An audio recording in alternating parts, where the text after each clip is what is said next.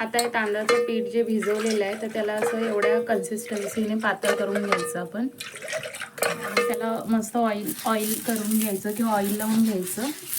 तर जे आपण तांदळाचं पिठामध्ये पाणी टाकून जे केलं होतं ते टाकायचं. बघा किती सुंदर असं ही कोकणातली पारंपरिक रेसिपी आहे. झाकण ठेवायचं मग त्याला एक अर्ध्या मिनिटामध्ये आपल्याला परतून टाकायचं आहे आता.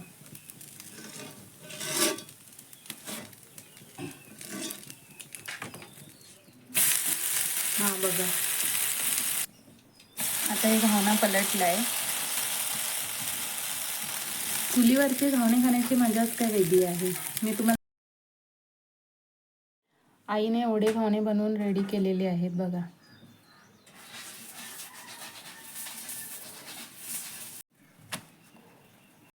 अनंताचं सुंदर असं फूल बघा धरलेलं, मस्त धरलेलं आहे. पहिले हे झाड खूप धरायचं.